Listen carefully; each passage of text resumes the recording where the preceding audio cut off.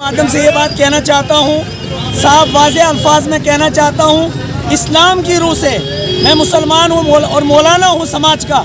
इस्लाम की रूह से साफ लफ्ज़ों में कह देता हूँ, हमारी सारी तंजीमें इस दुख के अंदर बैठी हैं। वो बच्चे हिंदुओं के नहीं मरे, हमारे मरे हैं।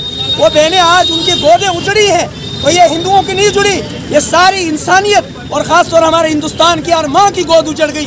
वो बच्चे क्या अरमान लेकर उन माओं की गोदों में थे, उनको जिन जालिमों ने मारा है, याद रख लेना ज़रूर एक दिन आएगा तुम्हारी माओं की गोदें भी उजड़ेगी, जिन्होंने इन माओं की गोदों को उजाड़ा है। एक बात।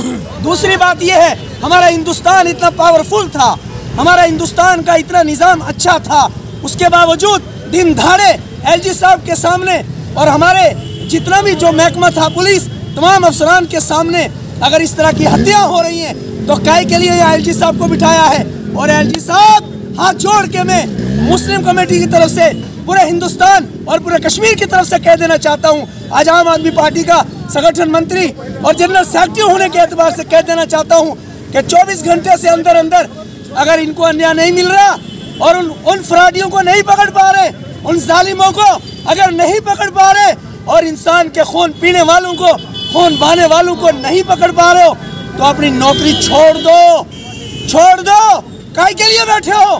तुम्हारी आंखों के आगे हिंदू माओं की गोदें उजड़ी हैं। कितने मुसलमान कहाँ मरे और पंडित बेचारे अपने घरों से उजाड़ के रखे हैं। ये कहाँ का उसूल है, कहाँ की हुकूमत है, कहाँ का इंसाफ है। और तमाम ही मौलानाओं से और तमाम इस्लामी बड़े बड़े जिम्मेदारों से कहूँगा, कुरान के हर सफ़े में, हर लाइन में कहीं ये तो नहीं लिखा था कि आप किसी को कत्ल करो। वहाँ तो सबको पूरा हक देना था, और अगर कहीं को दिक्कत आती थी तो उनका साथ दिया जाता था। ये कौन सा नया प्रोपगंडा निकाला है? और साफ वाज़ेह कहूँगा, बिल्कुल इसको छोड़ दीजिए और सारी आवाम मिलकर, ये जितने भी हैं, वो डीजी साहब है, एलजी साहब है, डीसी साहब है, एसपी साहब है, इन सबको उठा के घर भेजो और हमारे जम्मू कश्मीर के लिए एलजी को ऐसा भेजो कि जो इस इंसानियत के ऊपर रहम करे। वो पंडित बेचारे दर बदर फिर रहे, वो बच्चों की माओं की गोदें उजड़ गई और अभी तक कोई फैसला नहीं।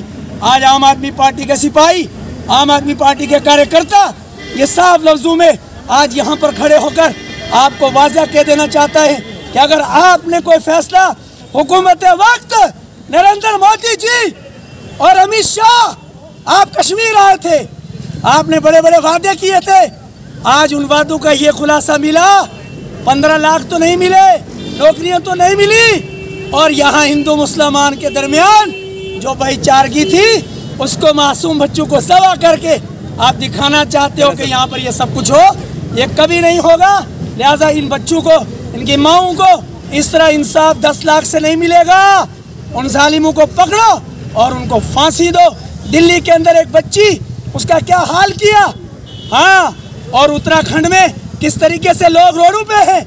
आपकी नींदें ही नहीं खुल रही हैं। आप सिर्फ हिंदू मुस्लिम करने जा रहे हो, मंदिर मस्जिद करने जा रहे हो, आप होश नहीं ले रहे हो।